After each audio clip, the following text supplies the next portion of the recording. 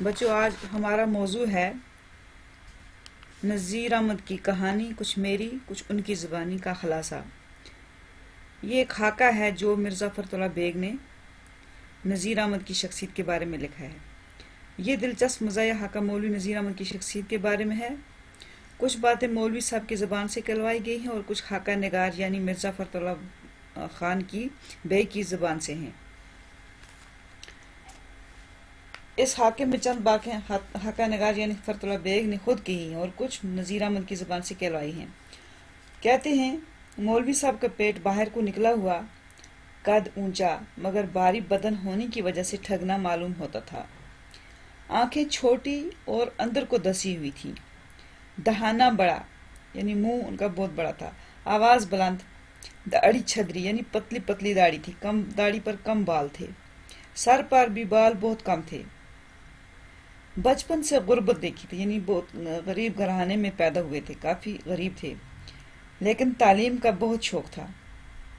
حصول تعلیم کی غرض سے پھرتے پھراتے ایک مولوی صاحب سے مولوی زبان سے عربی زبان سیکھی، قرآن مجید پڑھا، کم عرصے میں مالکات بھی پڑھا، یعنی چھوٹی عمر میں انہوں نے مالکات پڑھنا بھی شروع کیا۔ جس مسجد میں قیام کیا تھا اس مسجد کے مولوی صاحب کے حکم سے گھر گھر جا کر روٹیاں سمیٹنا ان کا کام تھا۔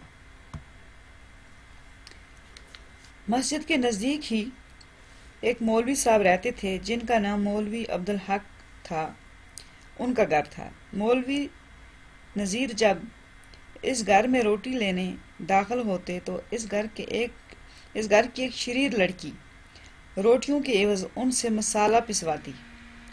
مسالہ پیس کر ان کے ہاتھوں میں گٹے پڑ گئے تھے۔ اپنے استاد سے شکایت کرتے تو وہ تاکید کر دیتے کہ عبدالحق صاحب کے گھر ضرور جانا، یعنی وہ مولوی صاحب سے شکایت بھی کرتے کہ میں اس گھر نہیں جاؤں گا کہ اس گھر کی جو شریر لڑکی ہے وہ مجھ سے کام کرواتی ہے، مسالے پسواتی ہے، لیکن مولوی صاحب پھر ان کو یہ تاکید کرتے کہ نہیں، ان کے گھر ضرور جانا۔ بعد میں وہی لڑکی ان کی بیگم صاحبہ بن گئی۔ اپنی ذہانت، لیاقت اور قابلیت کی بدولت انہیں مولوی صدر الدین صاحب کے کالج میں داخلہ مل گیا۔ وہ پہلے تو مسجد میں پڑھ رہے تھے مولوی صاحب سے، لیکن اتنے ذہین تھے، قابل تھے، تو اس کی وجہ سے انہوں نے ایک ایگزام پاس کیا، ایک امتحان پاس کیا، جو مولوی صدر الدین صاحب کے کالج میں ان کو داخلہ بھی مل گیا، جس کی وجہ سے اس زمانے میں اس کالج میں سر سید احمد خان فارسی کے طالب علم تھے، منشی ذکاء اللہ صاحب کے اور پیارے لال انگریزی تعلیم حاصل کر رہے تھے۔ نذیر احمد کو عربی جماعت میں داخلہ ملا۔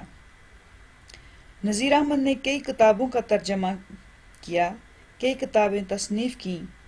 وہ کہتے تھے کہ میری ساری زندگی کا صلہ یعنی بدلہ قرآن مجید کا اردو ترجمہ ہے، یعنی انہوں نے بہت کچھ لکھا ہے، لیکن وہ کہتے ہیں کہ میری زندگی کا یہ صلہ ہے کہ میں نے قرآن مجید کا اردو میں ترجمہ کیا۔